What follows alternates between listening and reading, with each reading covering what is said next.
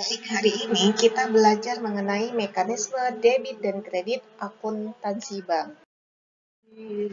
Nah, mekanisme debit dan kredit akuntansi bank itu terdiri atas 9 rubrik. Rubrik yang pertama aktiva, rubrik yang kedua kewajiban, yang ketiga ekuitas, keempat pendapatan, 5 beban, 6 produktif, 7 akumulasi penyusutan aktiva tetap, 8 dan 9 komitmen dan kontingensi. Mekanisme debit kredit akuntansi bank hampir sama dengan mekanisme akuntansi perusahaan pada umumnya.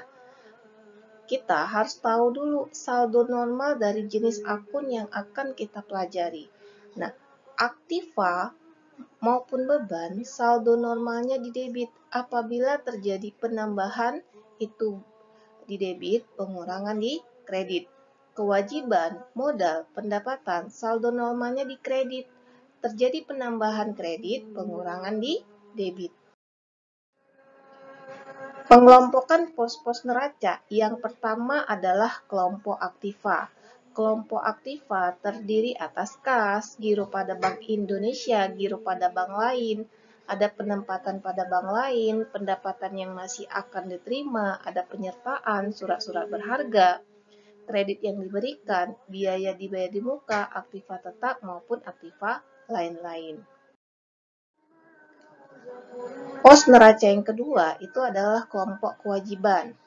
Giro, ada kewajiban segera lainnya, ada tabungan, deposito berjangka, sertifikat deposito, pinjaman antar bank, surat-surat berharga yang diterbitkan, pinjaman yang diterima, setoran jaminan, kewajiban lain-lain, pinjaman subordinasi, modal pinjaman maupun beban yang masih harus diterima.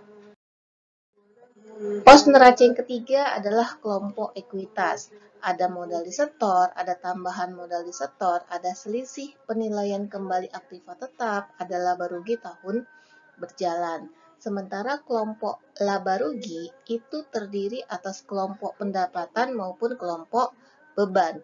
Kelompok pendapatan terdiri atas dua, yaitu pendapatan operasional maupun pendapatan non-operasional. Kelompok beban juga seperti itu, ada beban operasional maupun beban non-operasional.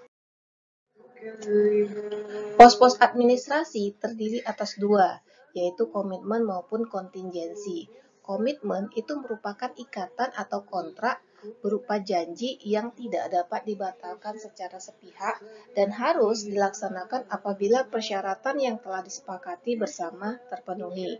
Kontingensi itu adalah keadaan di mana memungkinkan terjadinya tagihan atau kewajiban bank pada masa yang akan datang. Tagihan komitmen ada fasilitas pinjaman yang diterima dan belum digunakan, pembelian berjangka valuta asing, pembelian valuta asing atau spot yang belum diselesaikan. Kewajiban komitmen ada fasilitas kredit kepada nasabah yang belum digunakan, kewajiban pembelian kembali aktiva bank yang dijual dengan syarat revo, letter of credit yang irrevocable, artinya tidak dapat dibatalkan dan masih berjalan dalam rangka impor dan ekspor, akseptasi WSR impor atas dasar letter of credit berjangka, penjualan berjangka valuta asing, dan penjualan valuta asing tunai spot yang belum diselesaikan. Tagihan kontingensi ada garansi dari bank lain, bank garansi, resharing, garansi bank lainnya, pembelian opsi valuta asing, pendapatan bunga dalam penyelesaian. Kewajiban kontingensi ada garansi yang diberikan, penerbitan risk sharing, penerbitan standar LC, penerbitan bid bonds, penerbitan advance payment bonds, LC yang revocable yang masih berjalan dalam rangka import ekspor, penjualan opsi valuta asing, dan akseptasi surat berharga. Oke, sekian dan terima kasih mengenai mekanisme debit dan kredit akuntansi bank. Assalamualaikum warahmatullahi wabarakatuh.